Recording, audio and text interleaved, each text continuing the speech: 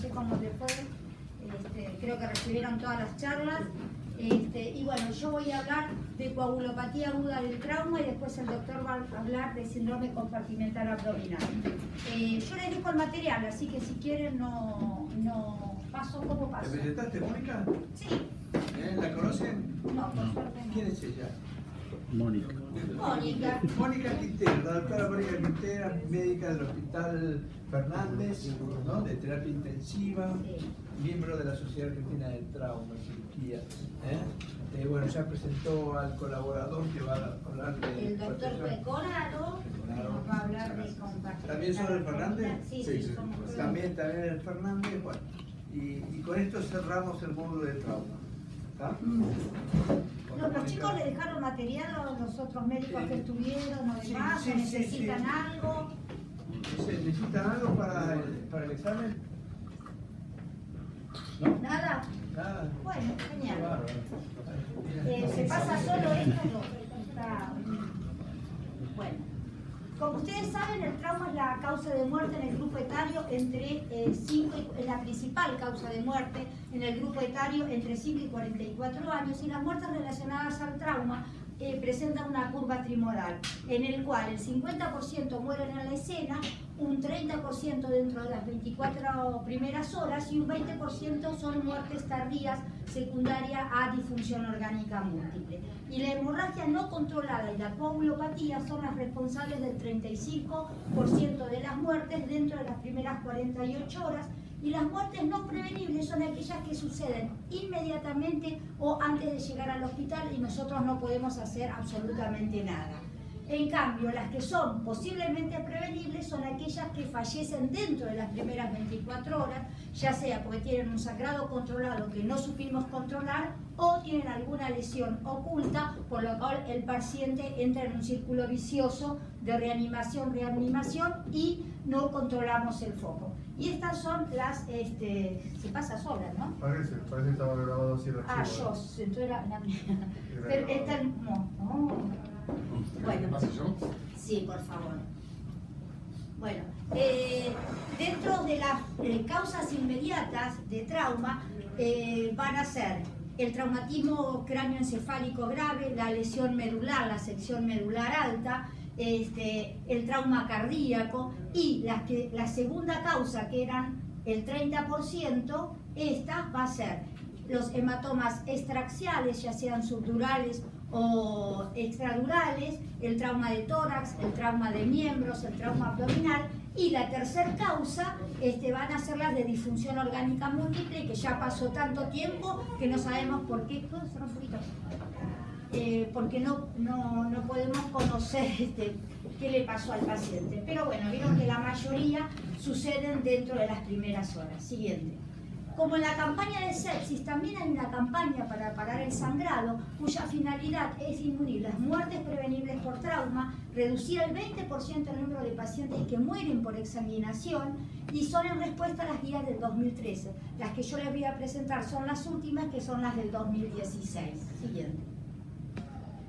¿Cuál es la recomendación? Es el tratamiento inmediato de la coagulopatía primaria, transfundiendo precozmente cantidades importantes de plasma fresco, plaquetas y glóbulos rojos, evitar la hipotermia y la acidosis. Entonces, vamos a definir qué es esta coagulopatía primaria, precoz, endógena, son todos sinónimos. Aparece entre el 25 y el 30% de los pacientes traumatizados en forma precoz y no está relacionada con la administración de volumen ni la hipotermia. Y vemos que cuando llegan estos pacientes con esta alteración en la coagulación primaria, van a tener trastornos de los test habituales de coagulación, y los que poseen esta entidad aumentan 4 veces la mortalidad, es un predictor de transfusión masiva, tienen mayor estadía en la UCI. Siguiente, pero digamos, ¿cuál va a ser la causa de esto? Entonces dice que la lesión tisular no va a ser suficiente para provocar la coagulopatía y que la hipoperfusión y el shock son predictores independientes de esta coagulopatía primaria. Entonces se ve que pacientes que tienen un exceso de base muy negativo, mayor de -6, tienen 20% de incidencia de coagulopatía, versus aquellos que tienen un exceso de base menor de -6, cuya incidencia es 2%. Entonces, además de la severidad de la lesión, el paciente tiene que tener un estado de hipoperfusión y shock. Siguiente. Entonces acá podemos ver en las diferentes series cómo aumenta casi por 4 la mortalidad en aquellos pacientes que presentan esta coagulopatía precoz. Siguiente. Este es el estudio de Crossgrif, en el cual, con el mismo índice de severidad, vemos si el paciente tiene hipotensión, hipotermia y acidemia, la incidencia de coagulopatía aumenta. Y cuando tiene la misma lesión con los 3 componentes llega a un 98%, pero acá obviamente que llegamos tarde, porque pudo haber venido con una coagulopatía primaria, esa endógena que hablamos, y con la reanimación y el no control del sangrado llega a un 98%, que es la otra coagulopatía que vamos a ver. Siguiente. Entonces, ¿cuál es la causa? Dijimos la hipoperfusión, pero ¿cómo se desarrolla todo esto? Entonces, cuando el paciente tiene un trauma severo, una hemorragia grave, se van a exponer la trombina y la trombomodulina en el endotelio y van a formar complejos que van a activar a la proteína C. Entonces, la proteína C activada va a tener 2 mecanismos. Por un lado, va a inhibir al factor 5 y al factor 8 y va a dar un estado de hipocoagulabilidad. Y por otro lado, va a inhibir al PAI-1. El PAI-1 incide sobre el TPA. Entonces, ¿qué va a pasar? Al inhibirse este PAI-1 que actúa sobre el TPA, va a haber mayor TPA circulante. Entonces, ¿qué condición va a tener ese paciente si tiene el TPA circulante más alto? Pero ¿cómo qué pasa? Que cuando vos le das a un paciente anticoagulación, vimos con factor 5 y factor 8 que va a estar hipocoagulable, pero por eso. Hiperfibrinolisis, ¿ok? Entonces va a haber mayor TPA circulante y el paciente va a tener hiperfibrinolisis y va a tener hipocoagulación por la inhibición de esos 2 factores, ¿ok? Entonces, bueno, la otra la ponemos, después salió otra parecida. Y bueno, vamos a hablar un poquito de qué otros factores también contribuyen a que el paciente sangre. Uno es el endotelio, que como vimos no es una barrera pasiva, sino que cuando la hemorragia se acompaña de hipoperfusión va a haber mayor TPA circulante y va a haber hiperfibrinolisis como lo describimos. Por otro lado, siguiente, el glicocálix, que se encuentra dentro del sistema hemostático y representa el 25% del volumen intravascular. ¿Qué va a pasar? En el glicocálix va a haber sustancias que son muy parecidas a la heparina, que se llama Sindecan 1. Entonces, digamos, cuando se lesiona este endotelio, este glicocálix, va a haber mayor sustancias parecidas a la heparina, como el Sindecan 1, y esto, digamos, aumenta también el estado de hipocoagulabilidad del paciente. Entonces, vamos viendo que hay diferentes factores. Siguiente. La proteína C ya la vimos cómo se activaba, y la hiperfibrinolisis, que es la inhibición del PAI-1 por la proteína C, que también lo vimos, la liberación de TPA de los cuerpos de Waller-Palade y también en el endotelio, y se va a definir hiperfibrinolisis como una lisis del coágulo mayor del 15% en el tromboelastograma. Y la fulminante cuando hay una completa disolución del coágulo. Pero no todo el mundo tiene en su servicio o en su hospital un TET o un ROTEM para poder medir la hiperfibrinolisis. Entonces, cuando nuestro paciente tiene hipotermia, acidosis, un RIT mayor de 1.5 y un recuento de plaquetas menor de 200.000, podemos decir que este paciente tiene 100% de sensibilidad para tener hiperfibrinolisis. Pero obviamente que cuando tengo todo esto, ya estoy tarde, ¿ok? Entonces, el grado de fibrinolisis se va a correlacionar con el requerimiento transfusional y la mortalidad. Siguiente. También va a haber disfunción plaquetaria. La función de las plaquetas disminuyen a las 6 horas post-trauma y van a permanecer suprimidas hasta 120 horas posteriores. Y esto se debe a activación precoz, propagación, a la prolongada refractariedad y a que son también plaquetas disfuncionantes. Siguiente. Entonces podemos decir, bueno, yo tengo un paciente que tiene hiperfibrinolisis y tiene hipocoagulabilidad. ¿Puede tener una CID mi paciente? Digamos, llega un paciente así, traen todas las cosas del laboratorio, vienen corriendo y se fijan y le hacen el score. ¿Tiene CID por parámetros como vimos recién? tiene plaquetas bajas, KPTT prolongado, fibrinógeno bajo, que es el primer factor que baja, o sea que puede llegar a tener. Está bien, el paciente tiene una CID, pero la CID que tiene el paciente va a tener un patrón fibrinolítico, no es esa CID que vemos en la PTT, en alguna otra enfermedad. Sí, el paciente en la evolución puede tener una CID que se va a acompañar de procesos microtrombóticos, pero lo que se dice que en el paciente con trauma tiene una CID con fenotipo fibrinolítico, ¿ok? Entonces, vamos a hablar de lo siguiente. Tenemos la coagulopatía inducida por el trauma que involucra lo que hablamos recién, la coagulopatía primaria, endógena, asociada al trauma y al shock, que vimos que se acompañaba de hipoperfusión, shock y lesión tisular. ¿Ok? Había inflamación, va a haber alteración de los factores de la coagulación, activación endotelial, estimulación del eje simpático adrenal, disfunción plaquetaria, estiramiento o lesión del glicocálix, activación de la proteína C. Entonces vamos a tener un estado de hipocoagulabilidad e hipofibrinolisis. Esa sería la primaria, la que viene con el paciente y nosotros no tenemos ninguna intervención. Llegó así, ¿por qué? Porque hay una cuestión genética que ese paciente puede llegar a tener este tipo de coagulopatía que se da entre el 25 y el 30% de los pacientes traumatizados con lesión severa que tienen hipoperfusión. Pero ¿qué va a pasar? Este paciente, si yo no le controlo todo esto, va a tener una coagulopatía inducida por el trauma. ¿Por qué? Porque yo lo voy a empezar a reanimar. ¿Con qué lo reanimo? Con fluidos, le voy a pasar glóbulos rojos, después le voy a pasar plasma, después le paso plaquetas. Y depende de la dinámica del sangrado, ¿ok? Porque no es lo mismo un paciente que viene con una hemorragia exsanguinante a un paciente que está sangrando y ese sangrado es controlado.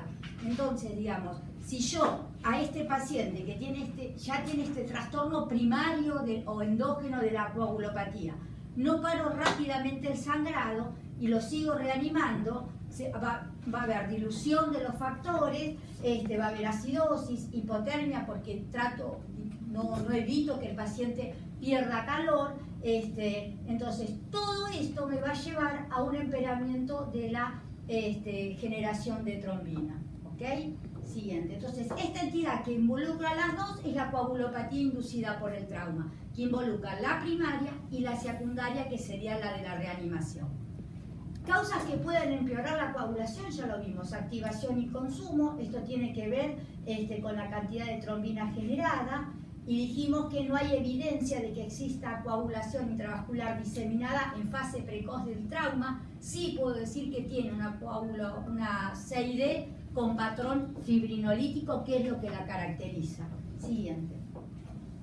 Va a la dilución, y vemos que el fibrinógeno precozmente llega a un nivel crítico, porque se va diluyendo con todos los líquidos que yo le estoy dando y si lo transfundo también. Siguiente. Hipotermia, el 66% de los pacientes llegan al shock room hipotérmico.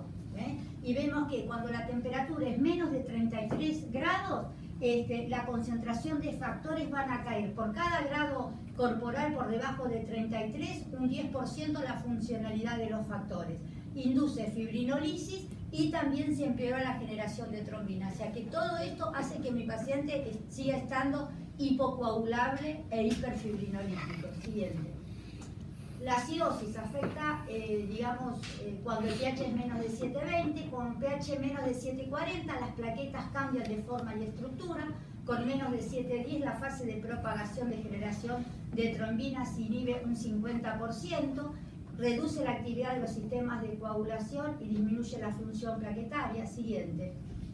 Y vemos que cuando el paciente entra en la fase tardiva, será la resultante de la progresión de todo lo que vimos antes. Coagulopatía, que está agravada por el consumo, dilución, acidosis, hipotermia, entra en la triada letal, que ahora es pentada letal. ¿Por qué? ¿Qué tienen? ¿Saben? ¿Saben? Tienen tienen hiperglucemia e hipoxia, aparte de la triada letal. Entonces, esto es una forma de integrar tenemos trauma, hemorragia, shock, activación del sistema del endotelio. Va a haber una alteración, una endoteliopatía dada por la hiperemización endógena del SINDECAN, la activación precoz de la proteína C, el estado de hiperfibrinolisis y la disfunción plaquetaria. Se produce la coagulopatía primaria o aguda y si yo reanimo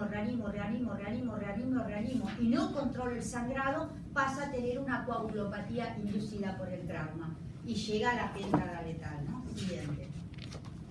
Entonces, vamos a hablar de coagulopatía inducida por el trauma, a la que es secuela de pérdida, consumo, hipotermia, acidemia y dilución, o también llamada TIC, y la asociada al trauma o shock, o también llamada primaria, que es esa que se producía entre el 25 y el 30% de los pacientes sin reanimación con fluido y sin hipotermia, es la inducida por la lesión tisular y el shock, que se produce precozmente, y vimos que esta puede evolucionar a la de arriba por la reanimación sin parar el sangrado.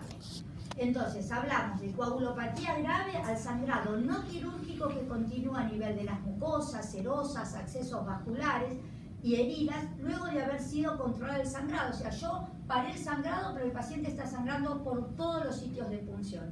O sea que el paciente, digamos, activó todo un sistema en el cual ya va a tener un sangrado microvascular general y es secundario a todo lo que le pasó.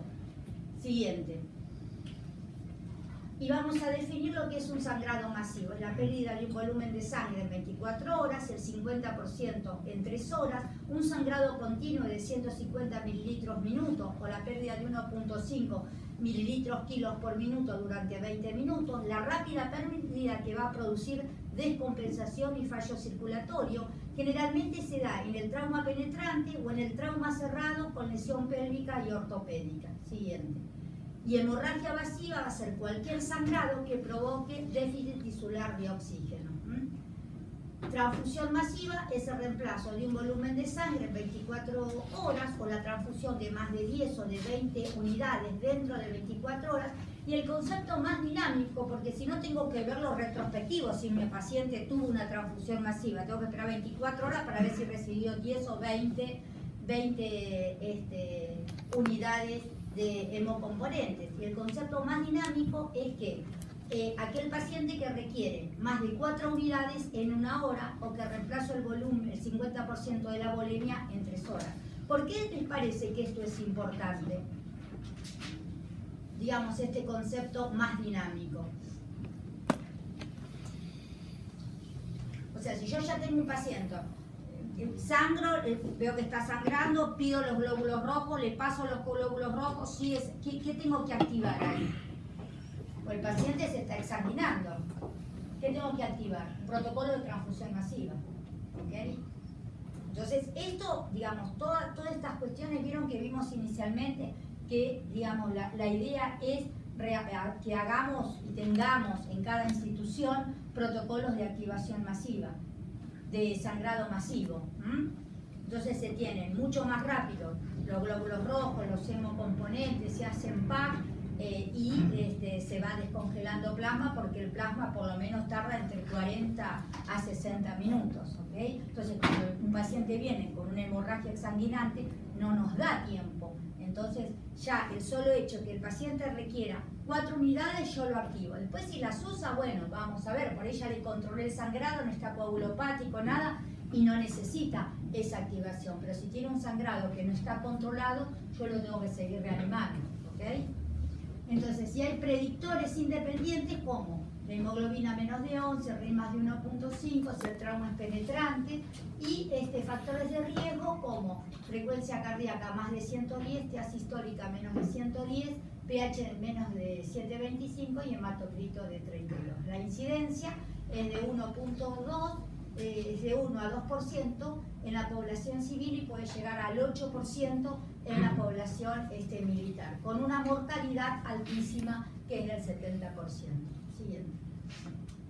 Y acá vamos a ver que aquellos pacientes que se transfundieron de 0 a 4 unidades de glóbulos y tienen RIN normal, la mortalidad es baja. Aquellos que tienen un requerimiento transfusional más de 10% y el RIN es más de 1.5, o sea que tienen coagulopatía, ¿qué pasa con esto? ¿Qué diferencia hay?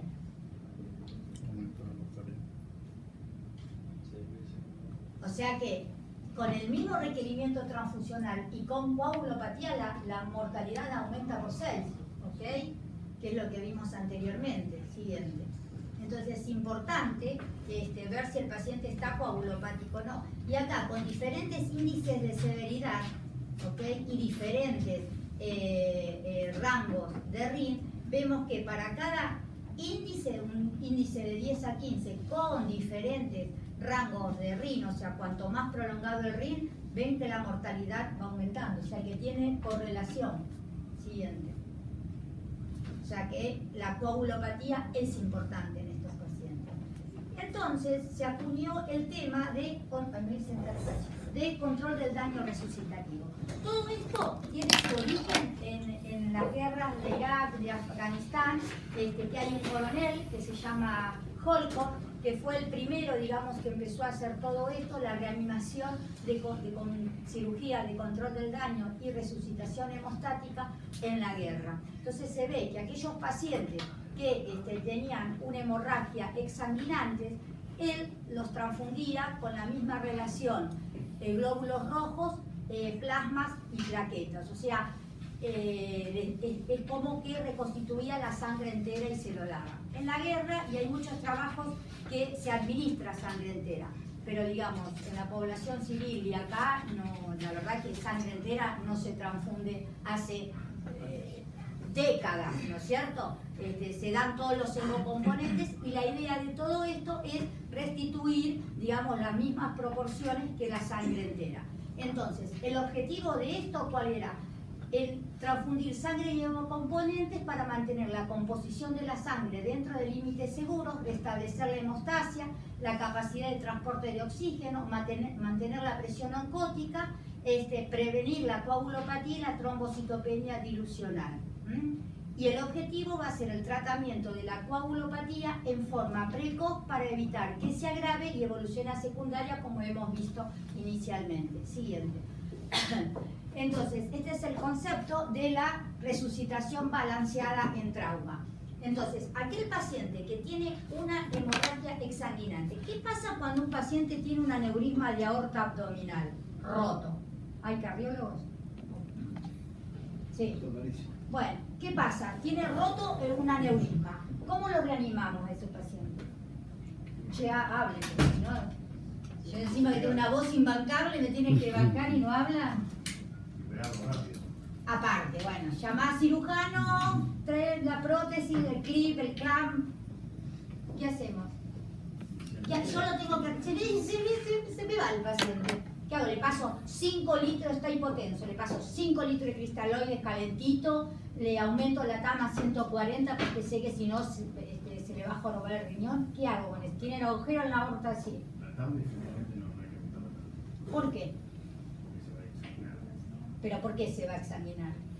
Si yo tiene un agujero así, yo le voy dando agua, porque yo sé que tiene que tener 65, es hipertenso, tiene que tener 100 de TAM. El abdomen es una cavidad que va a contener, si está vivo el paciente, digamos, va a contener un poco. Claro. Yo lo que estoy haciendo... Entonces, aumentar la TAM vas a romper el coágulo. Exactamente, voy a disgregar el coágulo.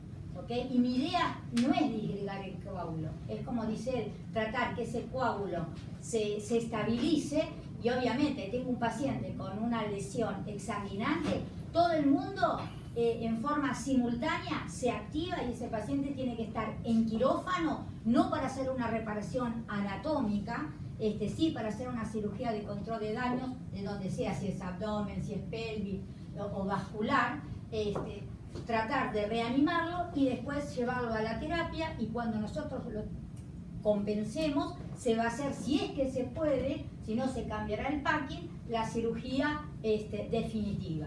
Entonces, el concepto es como para pensar, ¿tiene un agujero en la aorta? ¿Es un paciente con hemorragia exsanguinante? Sí. Sí. ¿Se activa un protocolo de transfusión masiva, de sangrado masivo? Sí. Sí, porque voy a hacer todo esto. Y voy a tratar de minimizar los fluidos. Voy a darle fluido para que tenga pulso nada más. Y rápidamente, como dice él, se llama al cirujano, al endovascular, lo llaman a parodia, a quien sea, para que le resuelva. Y esto es más o menos lo mismo. O sea, ese grupito de pacientes con hemorragia exsanguinante, uno puede hacer esto, que es la resucitación balanceada. Minimizo el uso de cristaloides para evitar la coagulopatía dilucional. Solamente que el paciente tenga pulso. Activo el protocolo de transfusión masiva, no le voy a pasar. Bueno, pasémosle 4 unidades ahora, en un ratito pido las otras 6 unidades, después le paso una féresis. No, trato de activar el protocolo. O sea, pido, ponele, llegó y no tenía el diagnóstico medio ahí de lo que estaba sangrando, bueno, 4 unidades. No se compensó el paciente, sigue sangrando, sigue hipotenso y demás, quirófano, ¿ok? Y activo el protocolo de transfusión masiva sin tener los datos de laboratorio inicial, porque ese paciente se va a morir exsangue. Y en 60 minutos tengo que reanimarlo y resolverle el problema, ¿ok? Entonces, relación 1-1-1 es relación plasma, glóbulos rojos y plaquetas. Por cada 6 unidades de plasma que le administro, le voy a pasar una féresis de plaqueta. Y ahí está. Y ahí voy viendo si el paciente se compensó, si a pesar del sangrado sigue coagulopático. Bueno, como vamos a ver más adelante, veo con qué test de laboratorio lo sigo, según lo que yo disponga. Y la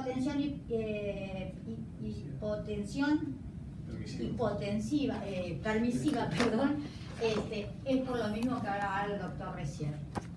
Y eso sería la resucitación balanceada, que va desde el prehospitalario, en este caso, hasta y va pasando por la sala de guardia, por cirugía, por terapia intensiva. Y vuelve otra vez a hacer la reparación, si es que se puede, anatómica, cuando el paciente esté en condiciones. Nunca se hace una reparación anatómica en ese paciente porque la cirugía salió exitosa, pero nos quedamos sin paciente. Nadie le va a hacer una hepatectomía en aguda al paciente. ¿Qué le van a hacer si tiene una lesión del hígado? Lo lleva un packing, una embolización y packing. Una vez que se estabilizó todo, y bueno, vemos cuando le sacamos el packing y cuando necesita una embolización. ¿Okay? Una open book de cadera.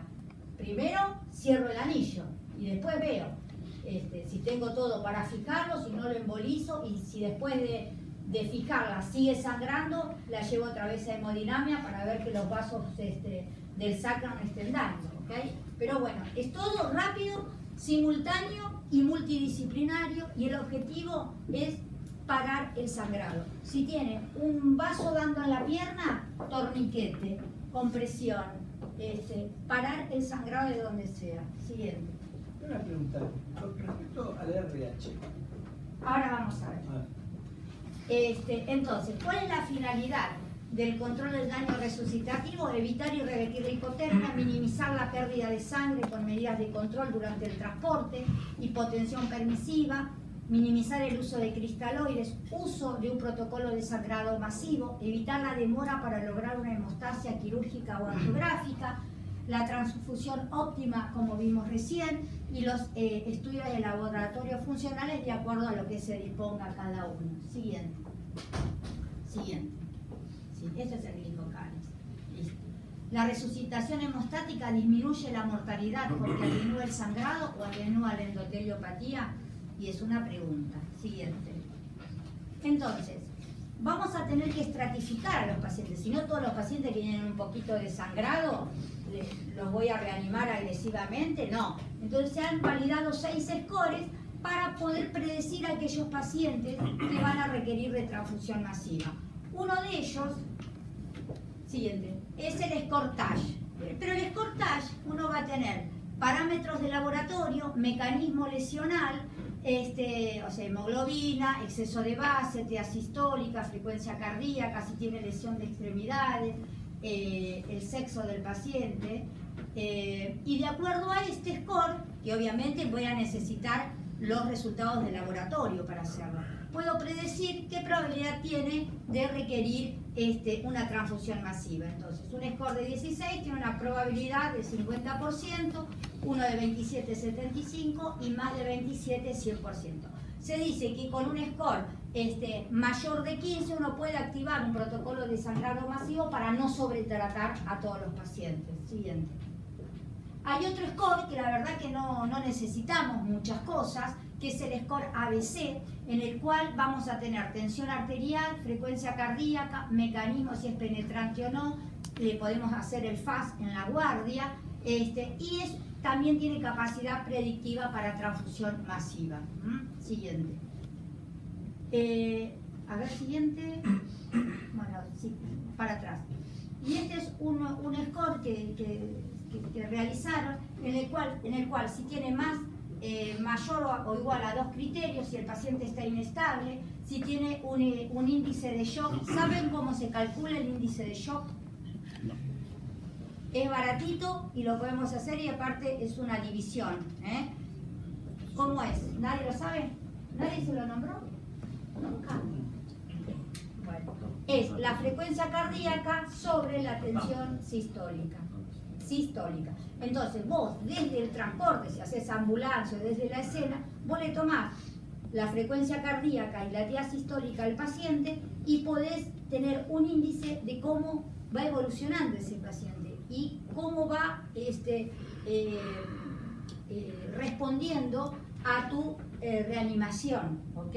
Entonces ese es baratito, es fácil la cuenta y lo podemos hacer desde la escena y vamos viéndolo. ¿Cuál es el punto de sí? ¿Cuál es el punto de corte? Ah, bueno, ahora te la voy a decir. Bueno, 0.7 a 0.9 sería el rango al normal, mayor de 1, 1.1 más o menos, ¿ok? Entonces, índice de shock más de 1, si el paciente está intubado, si tiene una hemoglobina menos de 13 y una actividad sistólica menos de 70. Siguiente. Entonces, estos son los diferentes parámetros entonces que nosotros podemos tomar para activar protocolos de transfusión masiva, o digamos también hay parámetros que podemos seguir en la reanimación de nuestro paciente. El score ABC, como vimos anteriormente, mayor de 2, puntaje más de 15, el índice de severidad de lesión, bueno, shock hemorrágico, bueno, estos son todos parámetros de laboratorio. Y otra cosa importante, que en el combo, cuando vamos a ver qué le vamos a pedir al paciente, todos los parámetros, pedirle lactato, y vamos viendo el clearance de lactato de estos pacientes. Bueno, el mecanismo lesional, bueno, siguiente, esto ya lo vimos antes. Y esto es como el control del daño resucitativo en pacientes con hemorragia traumática grave. Vemos cómo mejora, digamos, obviamente la práctica, haciéndole el control del daño resucitativo y los protocolos de transfusión masiva. No sé si alguna vez tuvieron un paciente que requirió de transfusión masiva. ¿Alguien? Acá estoy. ¿Quién? Yo. ¿Nadie? ¿Nunca tuvieron? Sí. Y contame tu situación. Paciente por lo menos Gritás. hemorragia varicial, son muy comunes por una transmisiva, o por lo menos una vez tuvimos una paciente que se le hizo un TIPS, que estaba con neuropática y prácticamente salió con shock. ¿Y vos tenés en dónde estás vos? En el Sanatorio Sagrado Corazón. ¿Y tienen protocolo de sangrado masivo, de activación? Y la verdad no. Y bueno, ¿y qué te pasó cuando necesitabas pasarle rápidamente todo eso? No, ya se hace como un paciente regular. Claro, entonces Está bien. estamos como, digamos, Claro, teniendo glóbulos rojos, plasma, haciendo controles. cuando vos le pasaste todo esto, el paciente ya está recoagulado, a pesar de vos todo eso. A nosotros nos pasa lo mismo en la municipalidad. Por ahí bajás un banco de...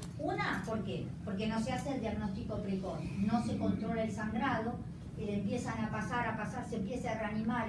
Por eso es importante discernir qué paciente tengo.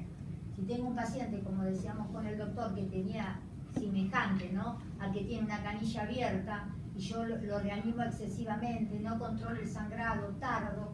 Aquí hay paciente que, bueno, tiene un sangrado, que según la escala de shock de la TLS y demás, si responde en forma transitoria o no, si es un shock con más del 40% de la pérdida, ya es un shock grave. Entonces tratar de esos pacientes de administrarle todos los hemocomponentes como si le estuviésemos dando sangre entera. ¿Para qué? Para prevenir la coagulopatía, evitar la hipotermia, la dilución y demás. Y obviamente que todo esto es en forma simultánea con el cirujano, el endovascular, el que sea. Porque si no gastamos todo un banco y aparte te dice la del laboratorio, bueno, tráeme una muestra, vértebro al grupo, ¿cuánto tanto necesitas? Y tarda 60 minutos más o menos en descongelarse el plasma. Y no te hablo de las plaquetas, porque vas a buscar chicos en la calle para sacarle plaquetas. Entonces,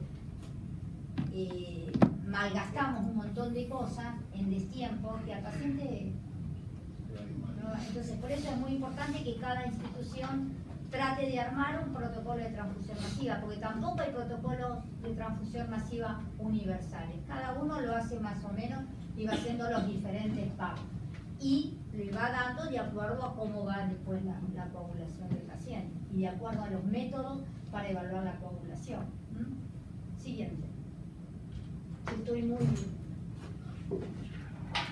Les prometo que se van a ir. La de Franco es cortita. Bueno, esto es lo mismo.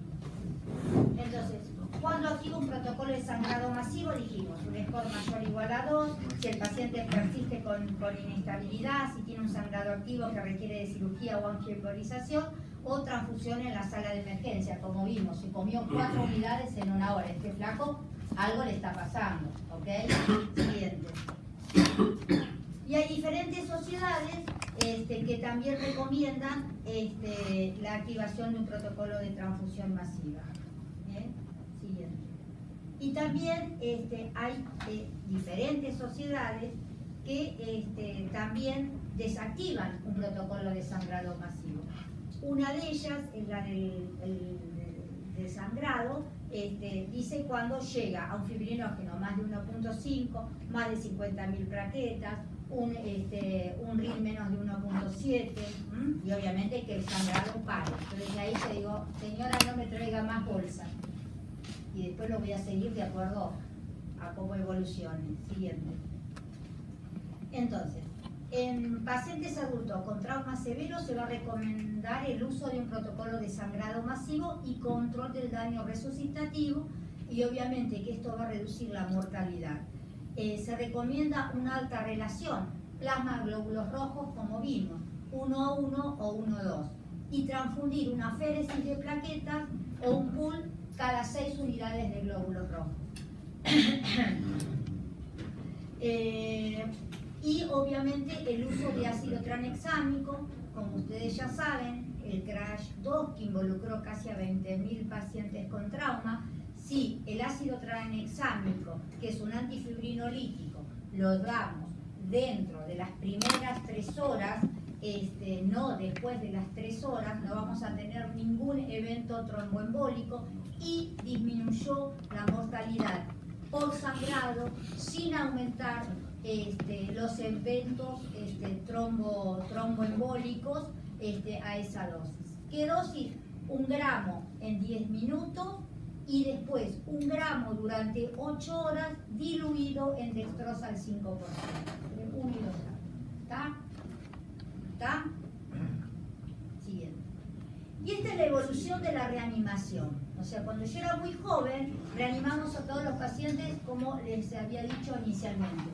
Sangraba agua, fisiológico, les pasábamos glóbulos rojos, agua, plasma, agua, plaquetas. Entonces pasaban más de 6 horas y los teníamos con todo y llenos de agua el paciente con un sangrado no controlado, ¿no? Entonces esto fue evolucionando y lo que hablábamos anteriormente, esto es lo que se copió de la guerra, o sea, dar una relación muy parecida a la sangre entera, 1:1:1. Con la primera unidad de glóbulos rojos le paso la primera unidad de plasma para no diluir los factores de coagulación. Entonces puede hacer un protocolo, pueden ser 6 unidades de glóbulos rojos, 6 de plasma y una aféresis de plaquetas. cada 6. Y el otro es el que es lo que se estila actualmente, es el tratamiento dirigido en la cabecera del paciente, que es el point of care o la gold therapy. Y esto, digamos, no todo el mundo va a contar con métodos en los cuales lo podemos usar en tiempo real, como es el Roten o el TEP. ¿Okay? Inclusive se está haciendo esto desde el traslado de los pacientes desde la escena, con saturación y el ¿cómo se llama? El Near Infrared también. Entonces uno, mientras está trasladando el paciente con parámetros, como vimos anteriormente, y podemos tener alguna otra medición de hipoperfusión, uno ya puede ir activando antes que llegue el paciente al lugar el protocolo de transfusión masiva. Y todo está relacionado con la hipoperfusión, que es lo que tenemos que evitar para que ese sangrado no siga. Siguiente. Bueno, este es el gran estudio PROM, en el cual se vio que una relación alta de plasma, plaquetas y glóbulos rojos dada dentro de las primeras 6 horas, cuando comparaban 1-1 con 1-2, digamos, mejoraba la mortalidad por sangrado de estos pacientes. Siguiente. Y después vino la serie del grupo PRO. Siguiente. Entonces se veía, bueno, acá fue preintervención, durante la intervención y postintervención. Siguiente. Así la paso rápido. Entonces se vio que en aquellos pacientes que tenían una relación alta, plasma, glóbulos rojos, plaquetas, digamos, la mortalidad no variaba dentro de las 24 y los 30 días, pero sí aquellos pacientes que tenían una alta relación 1-1-1, disminuían la mortalidad por sangrado. ¿Okay? Entonces el objetivo es, en forma precoz, digamos, dar alta relación plasma, glóbulos rojos, plaquetas. Obviamente que el paciente tiene que estar cerrado a la hora, a las 6 horas lo tenemos que tener divino, que nos pasa pocas veces, ¿no? Siguiente. Bueno, y estos son los diferentes packs que hay de transfusión masiva según los diferentes autores. Y los crioprecipitados, que es otra cosa, que es fuente de fibrinógeno, siempre se dan muy tardío. ¿Por qué? Porque es difícil conseguirlos y porque no todas las bolsitas tienen la misma cantidad de crío, de factores. Así que en todos estos estudios, el PRO y el PROM, se vio que siempre los críos se daban muy a largo plazo. Y es una fuente de fibrinógeno, que era el primer factor que vimos que se caía. Siguiente. Entonces, el manejo de la hemorragia sería dosis baja de cristaloides si tiene una hemorragia exsanguinante hasta que el paciente tenga pulso, dar el ácido tranexámico, inclusive lo podemos dar remotamente, mientras se va trasladando el paciente se puede dar el gramo dentro de las 3 primeras horas y 1 gramo en infusión y una alta relación plasma-glóbulos rojos. Si tiene una hemorragia exsanguinante, no voy a esperar que el paciente me venga al laboratorio con el hematocrito que puede tener 45 y la coagulación. Ese paciente que tiene un sangrado exsanguinante, mando a pedir un pack de 666, ¿ok? Y después, de acuerdo a cómo va, bueno, voy siguiendo la coagulación en base a cómo me den los test. Entonces, puedo hacer empírico inicialmente y después basado sobre el laboratorio, ya sea si tengo test visoelásticos como el Roten o el TEP o los test habituales de la coagulación. Empírico en el sangrado masivo exsanguinante, las plaquetas, y si no, vamos a ver en qué momento. Más de 50.000 si el paciente tiene sangrado activo y vemos que es cercano a 100 con lesión cerebral. Los crioprecipitados, lo mismo, porque lo puedo dar según el nivel de fibrinógeno, que tiene que ser mayor de 1.5 a 2. Inclusive ahora hay no sé si ustedes usaron fibrinógeno sintético. ¿Usaron? El hemo complementamos, creo que es de Clarkson. otra opción. Entonces vos le das las 4 unidades de glóbulos rojos, le podés dar los 2 gramos de fibrinógeno, y de acuerdo a eso vas viendo cómo se va a manejar la dinámica del sangrado del paciente y los test de coagulación siguientes. Bueno, esto es un protocolo antes de test viscoelástico y después de los test viscoelásticos. Siguiente. Este es otro protocolo que es más o menos lo mismo. Siguiente. Bueno, y acá es un protocolo que está bastante piola. Bueno, acá después divide a los pacientes que toman anticoagulantes oral, o sea que los descartamos a eso, ¿no? Pero si el paciente tiene un sangrado activo, bueno, le damos el ácido tranexámico, le pedimos los test de laboratorio y vemos si el paciente está inestable, si sigue inestable, si tiene un exceso de base negativo y demás. Bueno, obviamente que le pasamos las 4 unidades, como dijimos anteriormente, se le da el fibrinógeno en forma precoz, y acá vamos a ver si el paciente va a necesitar más volumen de plasma porque tiene alterado la coagulación, y lo voy a seguir de acuerdo a los test que yo disponga. Siguiente.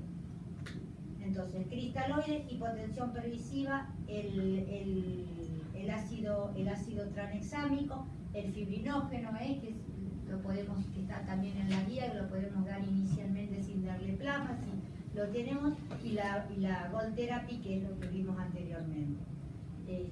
Siguiente. Entonces, no hay parámetros de laboratorios específicos que puedan diagnosticar y que reflejen en vivo la alteración de la coagulación, y vemos que anormalidades del tiempo de quit y del KPT al ingreso se asocian con aumento de la mortalidad. Y solamente el 10% de los pacientes que requieren de transfusión masiva tienen prolongados los tiempos de coagulación. Siguiente.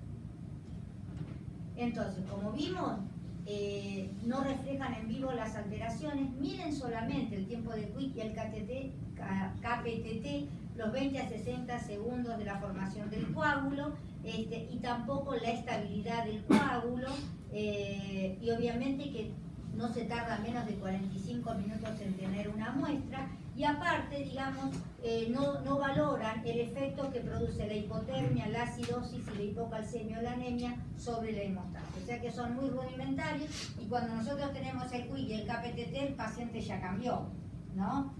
Aparte también lo hacen a temperatura a 37 grados, y si está hipotérmico tampoco refleja eso, pero bueno, es lo que tenemos. Siguiente. Y estos son el estado del proceso hemostático. Este es el modelo celular de coagulación, donde hay una iniciación, una amplificación y una propagación que lleva esto a la estabilidad del coágulo. Siguiente. ¿Y por qué es esto? Es para, digamos, ver qué pasa con la tromboelastografía o metría como es el Rotem. Entonces, uno va a medir la iniciación, que era lo que vimos anteriormente, la amplificación, la propagación, y esto sería la fibrinolisis. Siguiente. Que eso de acuerdo a si tienen TEP o Rotem, la copita de champán es la fibrinolisis, y de acuerdo acá este grafiquito yo después se los voy a dar, de acuerdo a qué tiene alterado la iniciación, la amplificación, la fibrinolisis, esto sería un estado de hipocoagulación y de hiperfibrinolisis, cuáles son los hemocomponentes que hay que dar, o sea, si tiene alterada la iniciación, la amplificación y la propagación. Siguiente.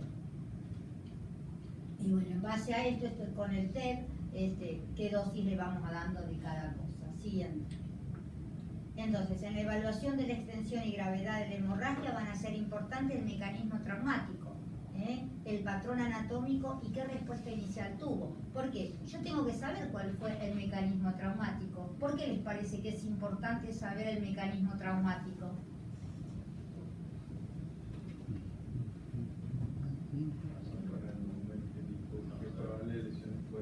Exactamente. ¿Qué lesiones tengo que encontrar?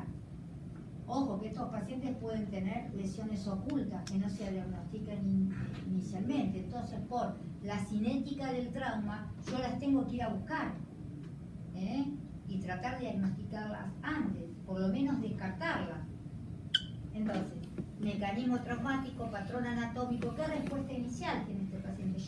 Vino con 110-60, bueno, le pasé hasta el ATLS, vieron que ahora restringió un poco la dosis de los cristaloides. Le paso 1 litro, el paciente está perfecto, se hipotensa, lo vuelve a expandir, vuelve a mantenerse normotenso.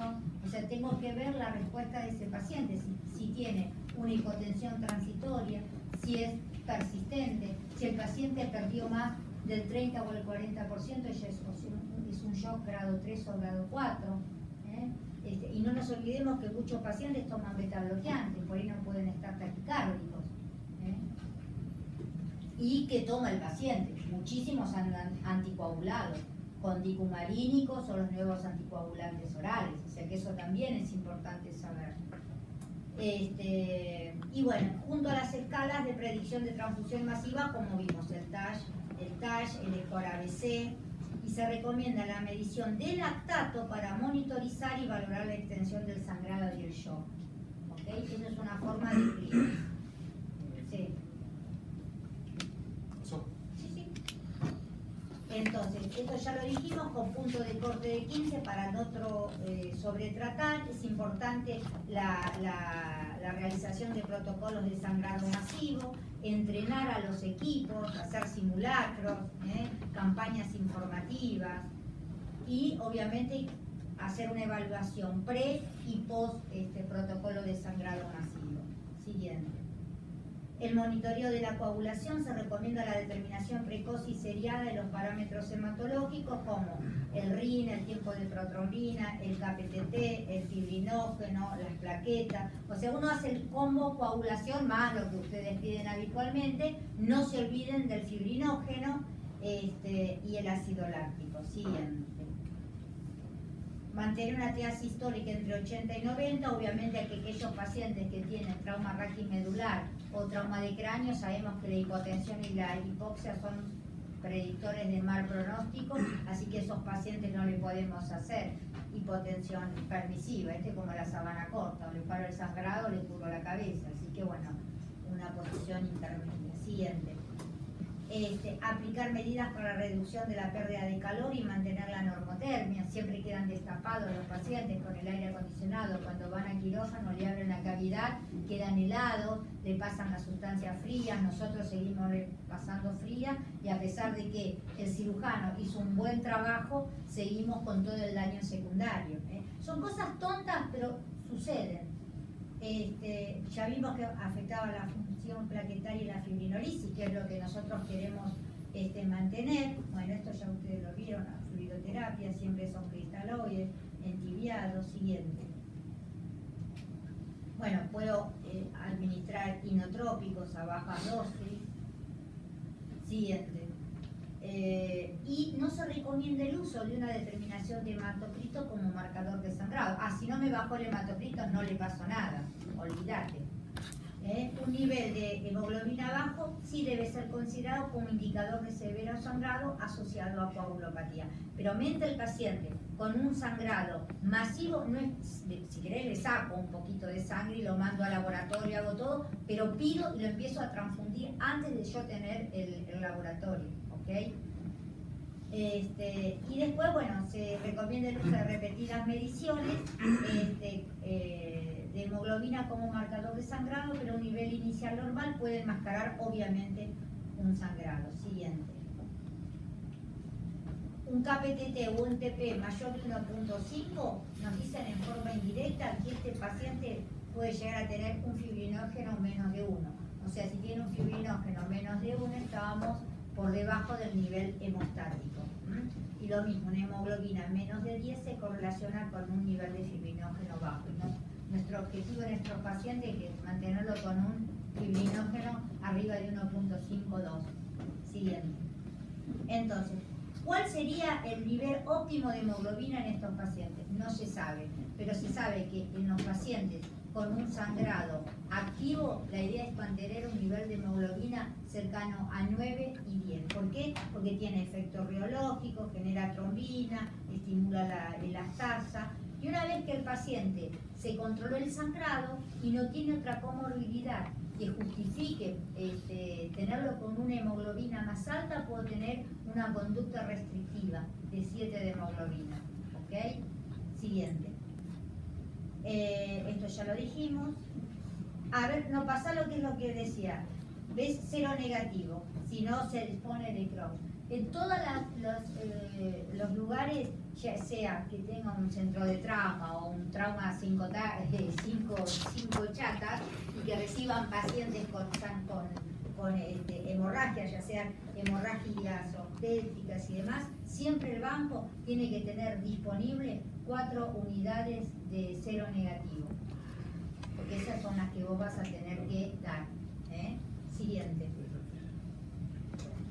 Bueno, considerar la evolución, ya lo dijimos, con los parámetros clínicos como el índice sistólico, los parámetros de laboratorio. Siguiente. Entonces, la restrictiva es segura en pacientes con trauma una vez que se haya logrado la estabilidad hemodinámica y sin evidencia de sangrado activo. Siguiente. El plasma. Vemos que no solo reemplaza la pérdida de los factores, sino que restaura la perfusión periférica, y la administración sería en aquellos pacientes que tienen un TASH más de 15, como vimos inicialmente. ¿Cuál es la dosis? Siguiente. Entre 10 a 15 mililitros y hasta 30 mililitros kilo. Entonces, en el contexto de una hemorragia masiva, puedo usar plasma fresco a esa dosis o fibrinógeno, entre 3 y 4 gramos. Si más plasma es requerido, se sugiere una relación alta, como vimos. El 1-1-1-2, digamos, en la población civil es una de plasma cada 2 de glóbulos. Pero no está mal si uno hace 1-1. Bueno, siguiente. La dosis es de 10 a 15 mililitros en sangrado masivo, hasta 30 mililitros kilo, que ya son 2 litros de plasma. Siguiente. Y estas son las diferentes relaciones y la mortalidad. Vemos que con relaciones más altas la mortalidad baja, como ya lo vimos. Lo mismo, relaciones altas, y dentro de las primeras 6 horas, menos de 24, y la mortalidad a los 30 días. ¿Qué riesgo trae? Sobrecarga de volumen en el plasma, incompatibilidad, enfermedades infecciosas, TRALI y reacciones alérgicas. Siguiente. Ya lo vimos. Siguiente. Y las plaquetas ya vimos cómo disfuncionan. Siguiente. La dosis, digamos, en sangrado activo, digamos, por menos de 100.000 hay que transfundir. El objetivo es 100.000. Sí, siguiente. El fibrinógeno, ya lo vimos que el TP y el KPPT se alteran con fibrinógenos menos de 1 gramo por decilitro. Las fuentes de fibrinógenos, ¿cuáles serían entonces que estuvimos hablando? ¿Cuáles serían las fuentes de fibrinógenos? Crío, fibrinógeno y qué más, y el plasma. Pasa que para aumentar 1 gramo el plasma le tengo que dar como 1 litro para aumentar 1 gramo el fibrinógeno plasmático le tengo que dar plasma. Siguiente, por lo menos 1 litro. Bueno, y si yo tengo los test visoelásticos, puedo ver, digamos, la amplitud, la iniciación, la máxima amplitud, la firmeza del coágulo. Siguiente. Entonces se recomienda la administración de concentrados de fibrinógenos o crío que tienen, digamos, factor 8, factor 13, von Willebrand y el estabilizante de la fibrina. Si el sangrado es significativo y se acompaña de un nivel de fibrinógeno menor de 2. Dosis inicial de fibrinógeno entre 3 a 4 gramos, o, digamos, de crío, el equivalente serían 50 miligramos kilo de crío, que equivalen a 15 o 20 unidades en un adulto de 70 kilos. Siguiente. Es lo que yo le decía, que la cantidad de fibrinógeno es incierta y el rango entre cada bolsita puede ser de 320 y 800 miligramos. La dosis entonces de fibrinógeno es de 50 miligramos kilo. Siguiente. La fuente de fibrinógeno es el plasma. El plasma contiene 2 gramos por litro de fibrinógeno. y 30 mililitros kilo, que sería 2 litros de plasma, aumenta 1 gramo el fibrinógeno plasmático. O sea, si yo quiero pasar plasma como fuente de fibrinógeno, lo inundo. Pero bueno, digamos, esto sería la relación encubierta que hasta 30 mililitros kilo nosotros podemos hacer. Los críos ya los dije, siguiente. Bueno, el ácido tranexámico que también hablamos. La dosis, siguiente. Estos son todos los trabajos que se hicieron, el crash. Y es menos de 3 horas, obviamente trauma penetrante, pesa en todos los sangrados, ¿no? Que da a favor del fibrinógeno. Siguiente. Hasta en el traumatismo de cráneo. Siguiente. Y los complejos protrombínicos solamente en aquellos pacientes que tomen antivitamina K. Los alemanes hicieron toda una reanimación hemostática, pero bueno, quedó ahí que la base alemana es una de las mayores y los tipos hicieron todo con fármacos, pero la verdad que eso no prosperó. Siguiente, lo mismo, bueno, factor 7. El factor 7, digamos, es como el manotazo del ahogado. Pero cuando vino a Reiki, que es ahora en el Congreso de Terapia, él está en Israel, y digamos hay como una nueva regeneración del factor 7, y ellos lo están usando y con buenos resultados. Acá todo fracasó. Uno lo puede dar, digamos, si el paciente sigue sangrando, pero está normal, ¿no? Más de 50.000 plaquetas, más de 1 de fibrinógeno, más de 24 de hematocritis, más de 7 a 20 de pH. Eso sería la indicación. Siguiente. Bueno, el factor 13 lo mismo. Siguiente, que no hay. La desmopresina en pacientes con sangrado que tienen, digamos, microvascular asociado a antiagregante. La antitrombina no se recomienda. Siguiente. Y es fundamental la medición del calcio, o sea, en el combo coagulograma. ¿Qué le pedimos entonces en el combo hemostático? ¿Qué le pedimos en el combo hemostático? PT. Calcio y lactato. O sea, no es actuó en la como hemostático, ¿no? Sí, siguiente. Bueno, y estos son los objetivos. Siguiente. A ver, yo creo que no sé, porque como cambié tantas. Bueno, entonces, comienza la hemorragia, pararla, ¿ves? Ya a los 60 minutos yo tengo que hacer el control de estos pacientes. Monitoreo todo: temperatura, calcio, ionograma, ácido láctico, antifibrinolíticos, transfusión. Veo si el paciente tiene una hemorragia sangrante, no espero nada y activo mi protocolo y le paso 661. Puedo hacer la gold therapy o de acuerdo a lo que disponga mi hospital. Después la hemoglobina, vamos a ver si paró el sangrado, si no sigue sangrando y demás, pero a nivel hemostático es cercano a 10. Y obviamente estos pacientes, como vimos, en la fase tardía, todos los mecanismos de hipocoagulación llevan a la hipercoagulabilidad y ahí sí van a tener SID sin patrón fibrinolítico, así que la tromboprofilaxis en estos pacientes tiene que ser precoz. Siguiente. Bueno, esto es más o menos lo mismo. Siguiente.